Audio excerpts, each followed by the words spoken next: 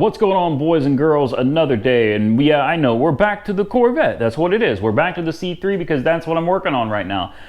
For those of you that don't want to see anything to do with the Corvette, you're not interested in the C3, I'm going to tell you exactly what to do right now. Please stop watching the video and just go somewhere else. You don't need to comment, you don't need to do anything other than just stop watching the video. Seems like there's a lot of people that are really hating on the Corvette videos, and I understand that that's fine. Perhaps it's getting boring for some of you, and I do understand. I completely can relate to that. Unfortunately, that's what it is right now. I looked at Copart, I haven't found anything, and I'm not just gonna go bid willy-nilly on anything. I'm trying to find something decent that's gonna be a good fit for the lot. That doesn't happen every single week, and I know it's been a while since I purchased a Copart car, but I've got several on my watch list, so stay tuned. I think we're gonna find something this coming week, but for now, we're working on the C3, so let's get into it. Here's what we've got on the agenda today. We've got new tank straps. Basically, this is a whole kit that I bought on Amazon for like $364 with Prime, so it shipped out like quickly. Tank straps. It's a 24-gallon tank. This is a non-vented tank, so where the vent, I guess, would be here is closed. It's got a metal bung welded into it. This tank came with everything. I mean, we've got the sending unit gaskets and nuts. They actually sent me the same ones twice, so we've got two sets of those. It came with the overflow gasket. It came with the nipple for the overflow gasket. It came with the drain hose that attaches to the nipple for the overflow. It came with a little spring elbow. It came with the gas tank pads.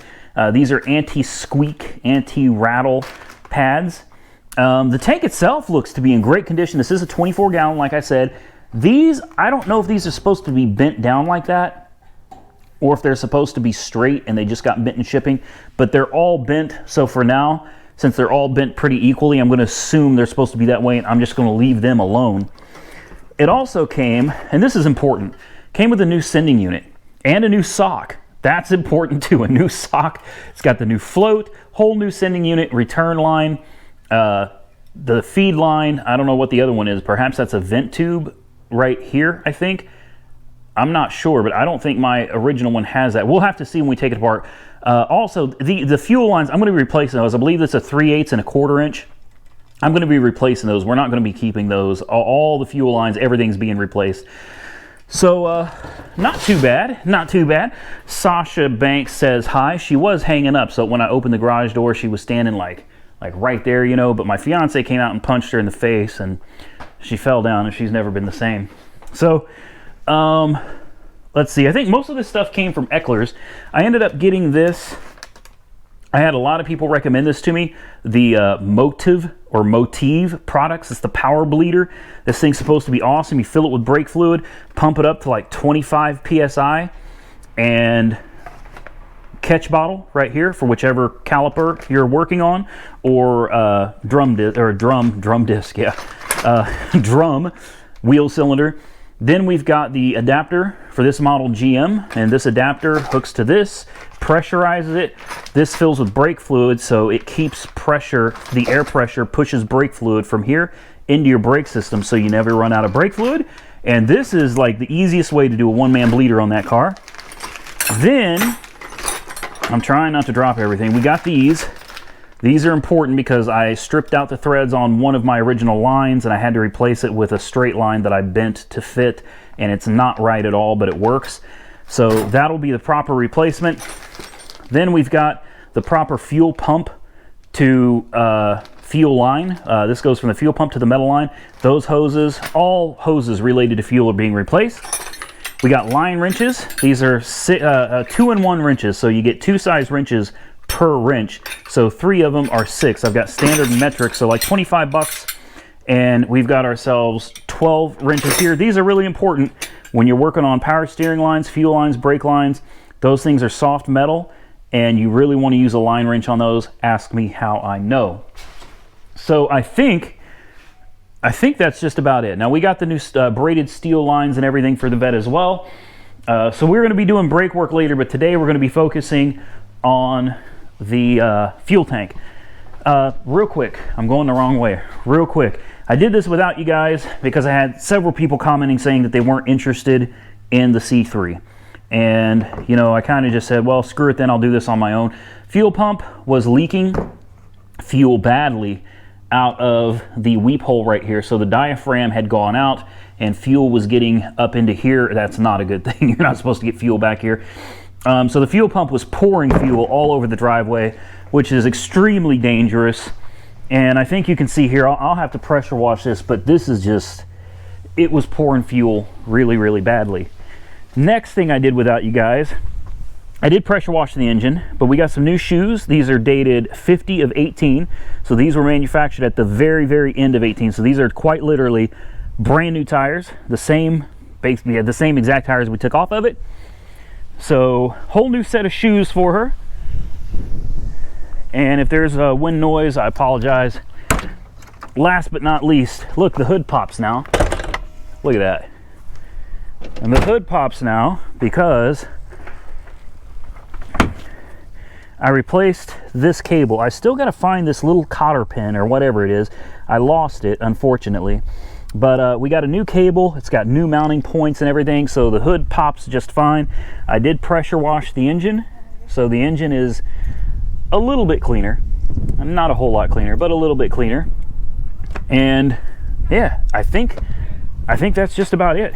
What did I just trip on? So there you have it. I guess now it's time to get into the nitty-gritty, which is going to be, we're going to be doing a lot. All right, we are going to do a that engine, 425. By the time it's done, it's going to be like 450 horsepower. I got a guy that builds transmissions lined up. He's got a stage 3 for 204R that he says is a direct replacement, perfect fit for the motor we're going to be putting in this. You know, it's like $2,000, $2,500 for the transmission, around $4,000 for the engine. So this is going to be a very expensive project. And then we got to do rear axles, drive shaft. It's going to be a chore. It's going to be very expensive. So we're going to hold off on all of that for a little while. We're going to focus on the things that need to be done. Safety. We're going to rebuild the front suspension, shocks. All this stuff is already on the way. It's all ordered. We're going to pull off all the emission stuff on this. We're going to put just an Edelbrock carburetor, a dual plane intake or something. We'll put I don't know, we'll find an Edelbrock carb or something, throw it on there, get some nice looking valve covers and air cleaner, and we'll just take off all this emission stuff, probably put some headers on it. I got some Flowmaster 40s on the way, so that'll liven up the exhaust some. We're gonna work on this, you know. And for those of you that don't want to see this car, I highly recommend you just click off the video and go watch something else. And I am in the process of bidding and winning something from Copart. We're working on that, and as soon as I get something from Copart, I promise you we'll get back to that. So let's get started on this. All right, so I decided to start this off by putting the rubber gasket on first, along with the washers and the bolts, just to help ease installation. I originally tried by putting the gasket on there and putting this over. Forget about it. That was kind of a pain. So it looks like you kind of start by putting this in a little bit cockeyed here. I don't want to bend this float. And then we'll spin the sending unit back around as I'm dropping everything because I'm holding a camera. And this, there we go, just like that. This is one of those things, folks, kind of like valve cover gaskets, you know what I mean? Or valve covers. You do not need to torque these suckers down to like 100 foot-pounds, okay? You will warp this and then you'll end up with leaks all over the place. You'll get water in the tank and you could get fuel spillage out of the tank. And I learned that from watching the Corvette Ben. Yeah, so big shout out to you. Thank you for that. I watched him do some of this work on one of his projects, and I feel confident that I can tackle this one on my own. So I'm going to bolt this down, and really the fun starts pulling that tank out of the car and then trying to get this one back in, because I don't know how much gas is in that tank. All right, so we're going to start with the car up in the air. Before we go any further, I've got to show you how dangerous this was. And I'm thankful that I did not try to drive this home. Take a look at this muffler. You see the residue all over that? That is gasoline leaking out of the tank. So we've also got it over here. And it's been leaking all up here as well. Yeah, so this tank is seriously shot. So what we're gonna do is I'm gonna bet that's probably like a 19. We're gonna drop that down. This is gonna lower the carriage. We can pull the spare tire out. We can take this cover off. Then we gotta take this upper cover off. So I'm not entirely sure what all's holding it on. We'll figure it out. We gotta get this whole cover out of the way because the gas tank literally sits right there. And you could just see it's covered. It's been leaking for a while. And I have no doubt that everything in that gas tank was completely nasty. So, fun times. Let's get it apart. I also noticed this exhaust system back here is it's no good. It's rusted. So Flowmaster 40s are going to be great. The problem is this whole thing is rusted out here. So really needs to be replaced. Probably need to get rid of the catalytic converter as well. We probably just have to redo this whole exhaust system, to be honest with you. I don't understand why the back part of the exhaust from the catalytic converter back is rusted, but the exhaust from the catalytic converter forward is perfectly fine. I don't get it. Okay, let's take this sucker apart.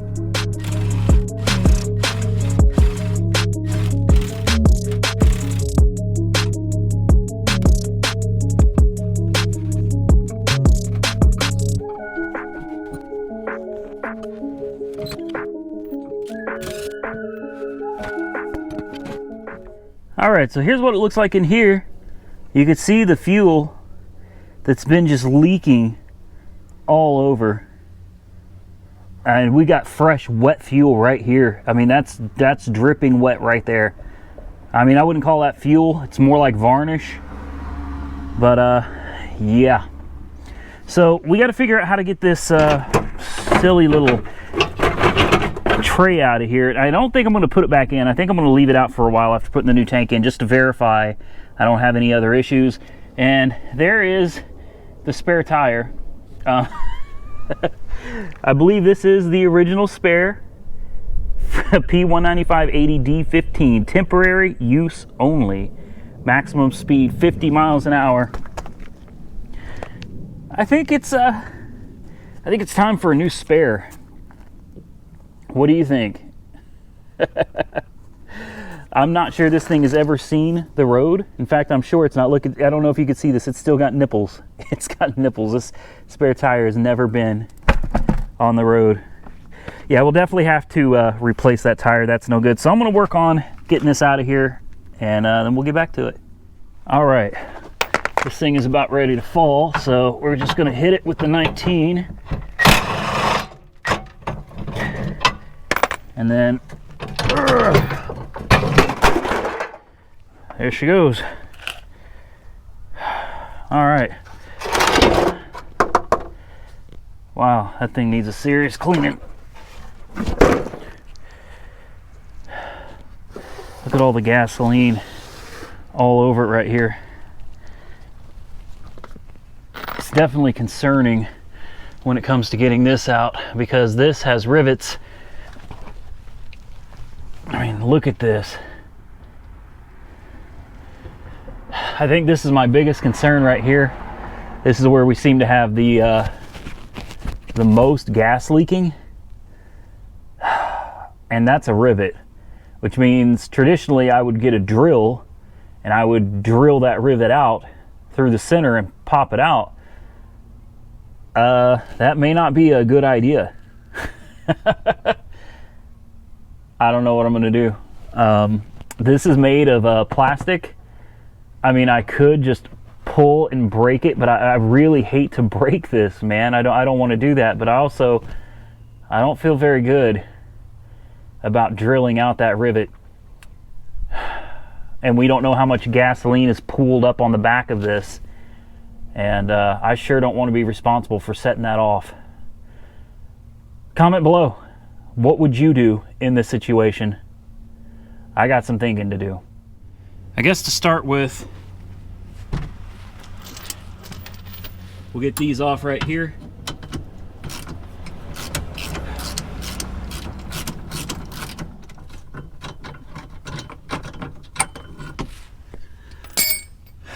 2 down. Now she's just kind of floating on there. Only thing holding it in are those rivets. I'm gonna, whew, dusty, wow. Need a respirator. I think we can get this off. There's one.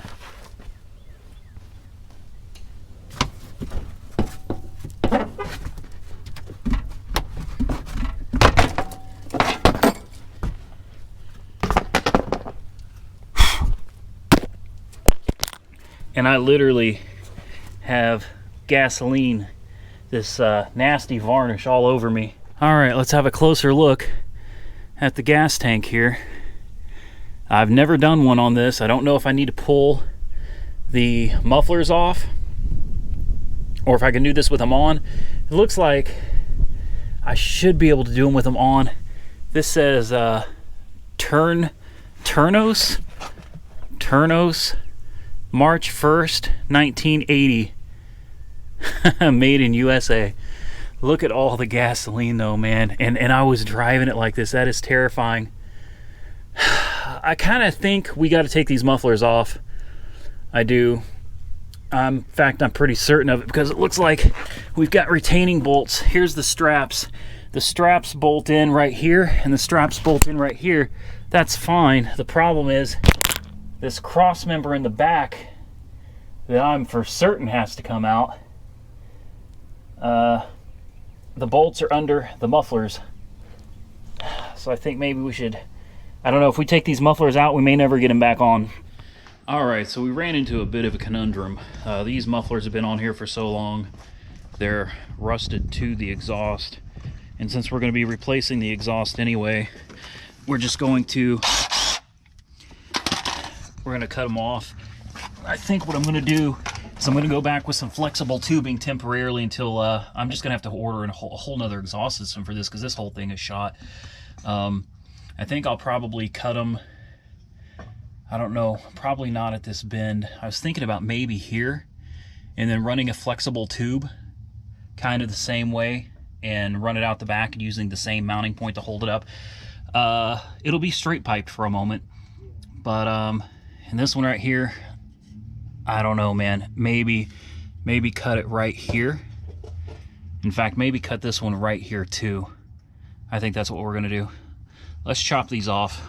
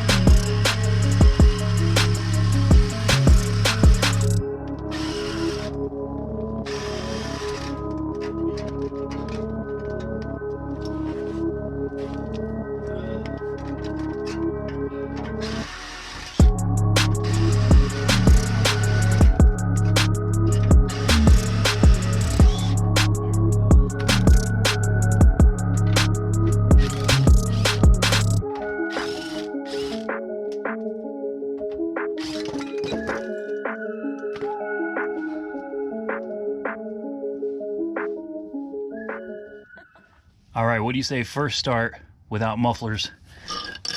Listen to this muffler. There's stuff rattling around in it. Let's see what it does. Let's fire it up.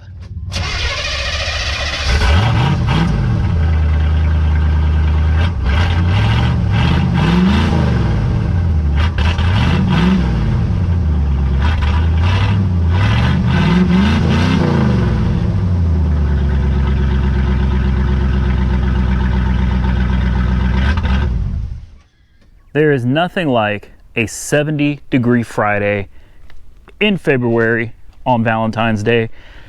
Look at how much we're getting accomplished here, folks. We still got a ways to go. So I've disconnected everything up here, got the wires out of the way. I still got these hoses on. One thing I notice is my sending unit does have this, but it actually does go to a vent over here. So we're gonna see if maybe we gotta take that plug out and stick it in the other one or something. So here's the deal. I got the straps unbolted, exhaust cut, all that stuff that you just watched me do. The straps are unbolted from this end right here, and on this end where that hole is right there, and the straps link over to here. I just want to record this in case I get lost in how they go back together, so I don't forget. We got two 15s on that side, two 15s on that side, and then as far as I could tell, this fuel tank's gonna try to drop out of this car. I don't know how much gas is in it. I really don't. I have no idea. I've driven the car about 120 miles. It's a 25-gallon tank, probably gets 7-8 miles a gallon. So we probably still have, I'd say, at least 5 gallons of gas in it. It's gonna be heavy. Because I've got the car sitting up in the air, I'm trying to like rig something up just to keep pressure on the tank so I can start dropping it down slowly and work its way to the ground. Unfortunately, I'm just not having any luck here, so I don't know what I'm going to do just yet. I don't have any more boards. I don't have any cinder blocks. I could try using one of the mufflers, but I mean that's round and it's awkward shaped. I just don't know. I don't know. We got to figure this one out too. Let's get to it. All right, so this is not the way I would ever recommend anybody do it, ever. In fact, I've got this a little bit crooked here. We're gonna need to make a quick adjustment. As you can see, we did lift the gas tank up. So what I'm gonna do is I'm gonna take this cross member out, and that's the only thing keeping the gas tank in the car. I'm putting pressure on the gas tank to keep it up off of, woo, see how it just moved? That's what I'm saying. This is really not a good way of doing this. I'm gonna try to hold it. This is probably not going to go well, because once I pull the bolts out of here and out of there, I really should get Tim out here, under here, to help me hold this thing up. That's what I think we're gonna do, is get Tim out here.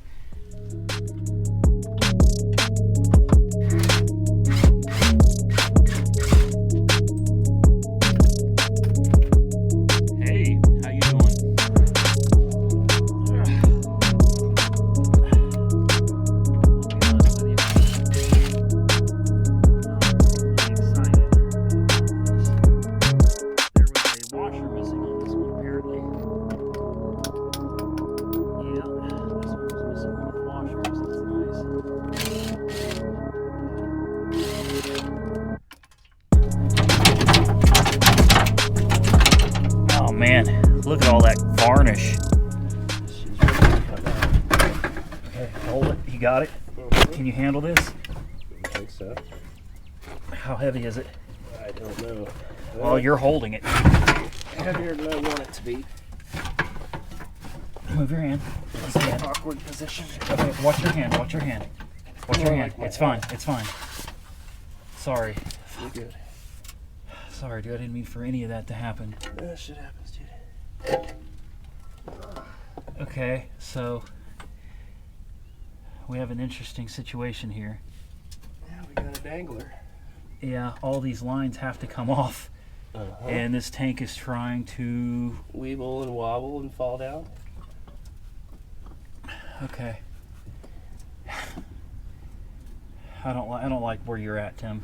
I don't like where I'm at either, but I don't have much on. Shit, is this thing even recording?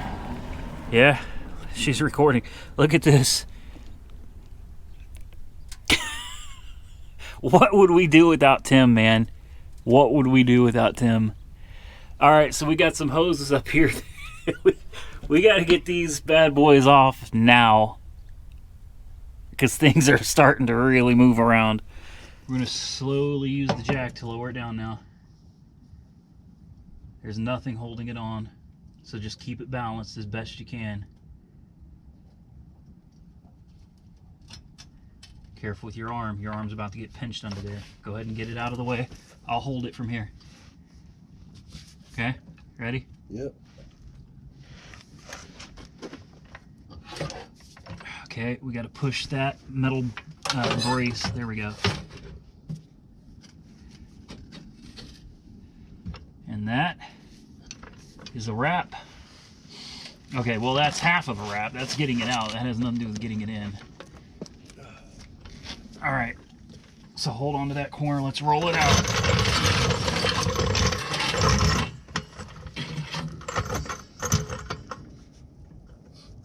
I know, it smells like, smells bad.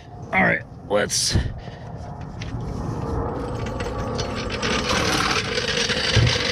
Whoa!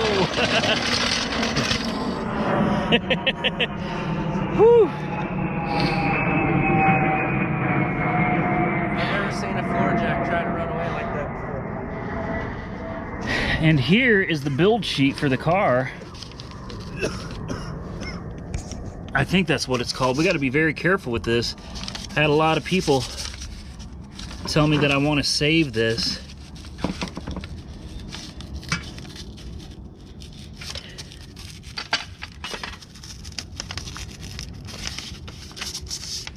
Let's brush this off and see what it says. All right, so here's that list. I don't really know what any of this means. Ooh, look at this spider. Oh, he's pissed. Yeah. Yeah, sorry, dude. Sorry, not sorry. Red interior, red leather, red lower, red upper, power antenna, auxiliary rear speakers, license plate mount, 3-speed auto, 350, 4-barrel U81, cruise control, sleeve, speedo, less key, speedo. The axle says 3.07. Power locks, bucket seats. I can't read some of this. Crank, fan, pulley, BCA, BAM.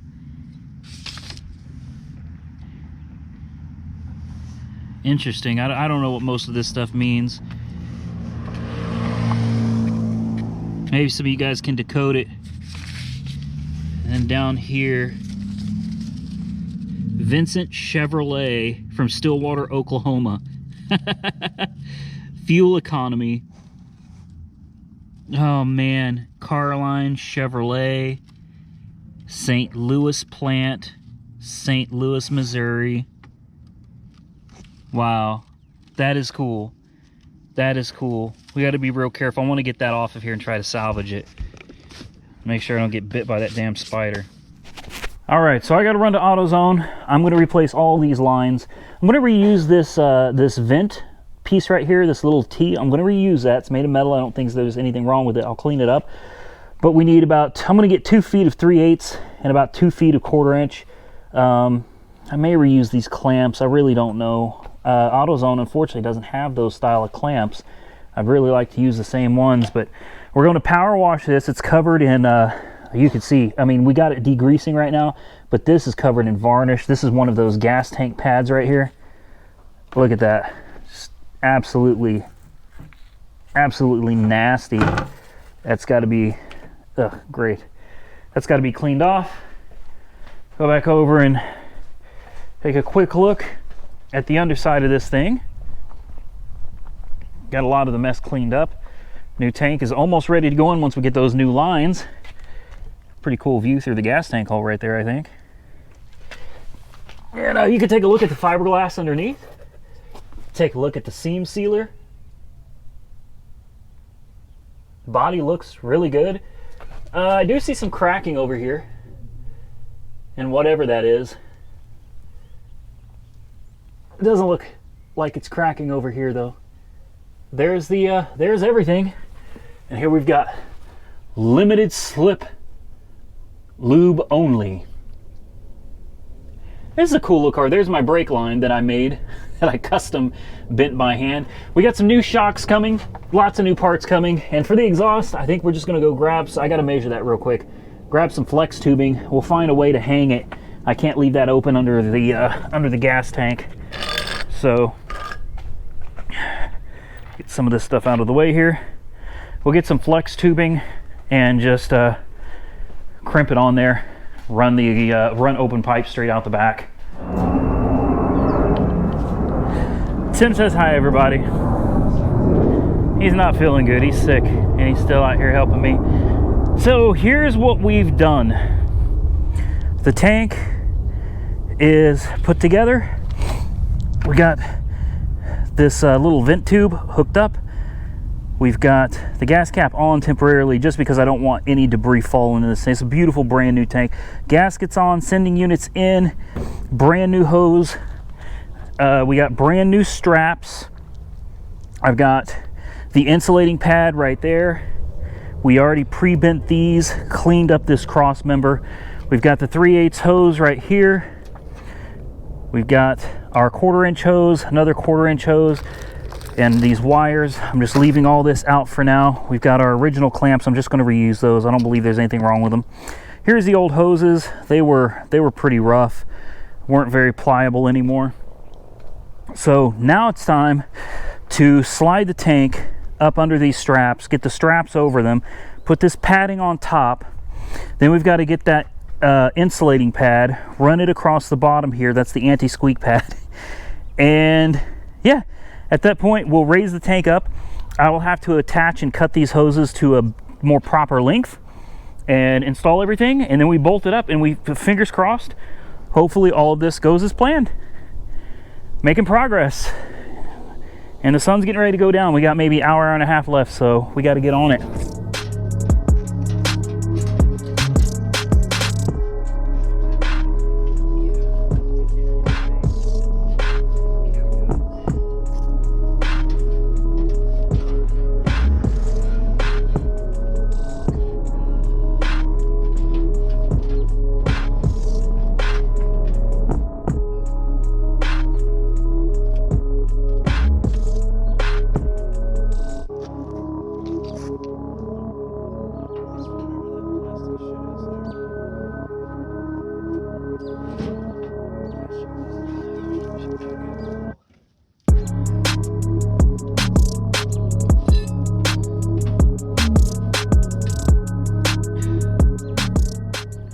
Don't you just love when your camera dies and you're underneath a car? Tim and me both, underneath, hands, feet, everything, holding up the damn fuel tank. I heard the camera die, nothing I could do about it. There's the fuel tank. It's not completely in yet. We've got like one bolt nut per side. We've got the straps barely hooked up on this side and that side, just enough to hold it in there. We're about to tighten everything down. I just wanted to make sure that everything was lined up. And it is. We got our new gaskets. Everything looks real nice. There's our little drain plug right there. And the best part is not this loud noise, but look at the fuel gauge. It shows empty. That's what I'm talking about. That's what I'm talking about right there. We have a gas gauge. Between the gas gauge and the fact that it's not going to be blowing fuel everywhere, all over the underside of the car, I'd say that's a real positive thing. So I guess next we'll finish buttoning this up. I'm not going to do that on camera. We'll button this up and put some gas in it. We'll see what happens. And now the moment of truth. The new gas tank is in. We put about 3 gallons of gas along with a bottle of Lucas fuel system cleaner that treats up to 30 gallons. But I mean, we should be good. We got a new fuel sending unit with a new sock, a brand new fuel tank. We've got all new hoses. We've got a new fuel pump up front. We've got a new fuel filter in the car. So I mean, as far as the fuel goes, she should be all right. Let's see what the gas gauge reads. The gas gauge reads empty. Very empty. All right. Really?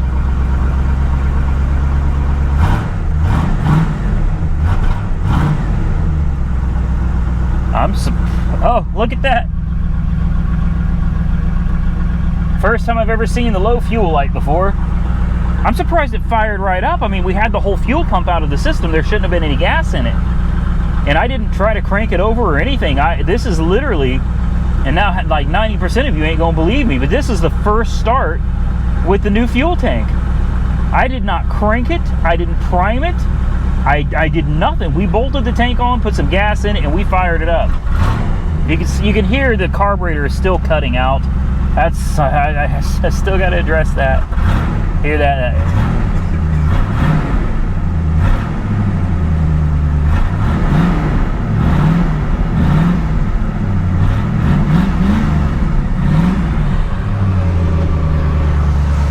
Ooh, smells good, don't it? Yeah, tastes good too.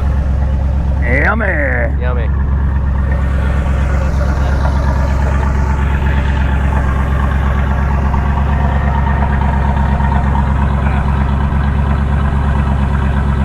I guess we're just gonna have to drive it with that exhaust out there like that. I don't know what else to do.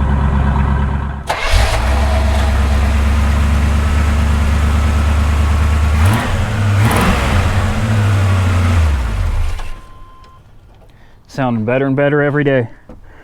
Every time we do something to this, it just gets a little bit better.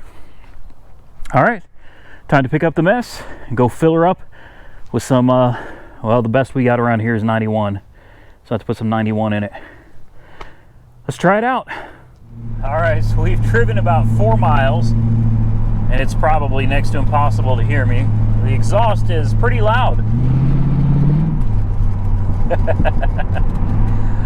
No mufflers, straight pipes. Well, I can't say straight pipes, there's still a catalytic converter on there. The exhaust system on this car is just so restrictive and awful. It looks like we're gonna make it to the gas station, which is a good thing because we've got this light on down here that's telling us we have no gas. Oh boy, what a mess this is. Let's just get some gas right here.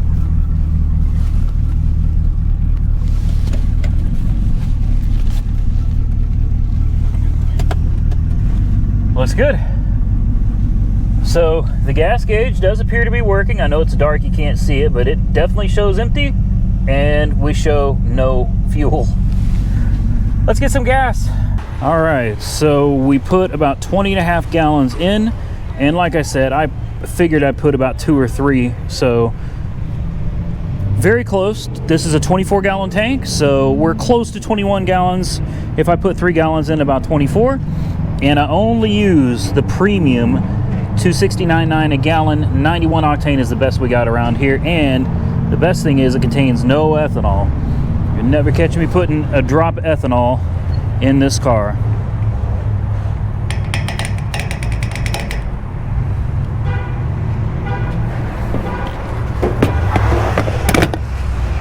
All right, now we'll take a quick look and see if we're leaking. I know you can't see, but it looks like everything under this seal looking good. No leaks. That's important. Probably ought to get a new fuel cap while we're at it. I'm happy so far. So far, so good. Let's take a peek under here. Oh, you're not gonna be able to see nothing under there. But it's full of gas, and there's nothing leaking out from under there either. All right, that's a wrap. It is almost 9 o'clock at night on Valentine's Day. Yeah, I got some making up to do for all that tonight. Let me tell you something. So here's the... I still smell like gasoline. I gotta get a shower like immediately. So the car's tank is full, close to full. Now I ran the fuel pump, not the fuel pump in the car. Scratch that, try this again. I filled the car up until the little gas nozzle clicked off, which usually indicates that it's full. The gas gauge has moved to about 7/8, so it's almost on full. But I think the gas pump at the gas station clicked off just a tad bit before it was actually full. So I think it could probably still hold maybe another gallon or two. And from what I can tell, the gas gauge works. You know, when we had almost no gas in it, it showed empty, and now it's showing almost full. So gas gauge works, there's no leaks, the car is driving fine. Still has a dead spot in the carburetor, man. When you hit the accelerator from a dead stop, when you that first tiny bit that the gas pedal goes down, there's a dead spot. And you can feel it kind of and then it picks right back up and it takes off. It's fine everywhere else. I'm wondering if it could be a messed up accelerator pump, or we get partially clogged jets. The floats might be covered in varnish. I don't know. I'm tired. I'm real tired, and I'm not done tonight. The good news is the car is back together. The bad news is we got a lot more to do. A lot more to do. Since we're going to put off doing the engine and transmission to way later down the road, so we can focus on some other cars right now. We're trying to make this a daily driver, something that I could really enjoy. At a minimum, it looks like we're going to need headers. The original manifolds, exhaust manifolds on this car have these. They're valved. They've got, and they're known. These valves are known to get stuck. They jam up. They're basically like butterfly plates in the exhaust. And when these things get stuck, it restricts the exhaust. Now, when I took the mufflers off, you could shake the mufflers; they rattle around. So we need the exhaust worked on. It needs headers. That factory exhaust with the air injection, all that crap's got to go. But if you're going to do the headers, pretty much an entire exhaust system. Like I said earlier, I already bought the Flowmaster 40s for it before I realized the exhaust was so screwed up. So I'm going to take it to my exhaust guy tomorrow, have him take a look at it, see what he thinks, see if he can put something together, chop that catalytic converter off, put a straight pipe over it. I found a cheap set of eBay headers that will do for now. We'll see. Maybe we'll get those. The front end rebuild kit, I got to get that done. There's so much to do. And if we're going to be doing the headers and everything, and we know the carburetor probably has issues, for about $588, we can get an Edelbrock intake with an Edelbrock carburetor, so all that'll be new. We can pull off all the emissions components, just take all that crap off the engine, open it up a little bit, make it breathe a little bit better. And and after spending God only knows how much, now it will be a streetable daily driver. We'll get back to that. I'm saving all my receipts and everything. We're going to see what it takes to make this car an enjoyable daily driver without replacing the engine, transmission, everything. Clean up the engine bay a little bit. Definitely a better exhaust, because the exhaust on that thing is just horrible. I'm going to stop boring you because I think I'm just repeating myself now. I just wanted to do a quick outro for this video. So I want to thank all of you for joining me, for watching this video. And God, please, the ones of you that are not interested in the Corvette, but you watched the video anyway, just so you could complain later in the comment section, I beg you, please get a life. Please find something to do with your life. There's got to be more to life than watching videos you don't want to watch and complaining about watching them when you didn't have to watch them to begin with. That's pretty pathetic. For the rest of you that watched the video and enjoyed it, hit that thumbs up button. You know I appreciate you. I love you guys. For those of you that watched the video and you just didn't enjoy this video, hey, don't feel bad about hitting that thumbs down button and comment below and tell me what you didn't like about it. I know I can ramble sometimes. That's going to be it. I'm out of here. Happy Valentine's Day. I know you guys are seeing this a day late and $1 short, but it is what it is, man. The car is getting there. We got a lot more work to do, but we're getting there. And every little bit of progress I make, it makes me happy. That car is so close to being back together. Then we can take it down and get the windows tinted. It's going to be beautiful. It's going to be a beautiful car. Stay safe out there, everybody. I'll catch you all hopefully very soon. I'm really trying to get something from Copart. Really, really trying. We will catch you very soon in the next one. I'm actually leaving now.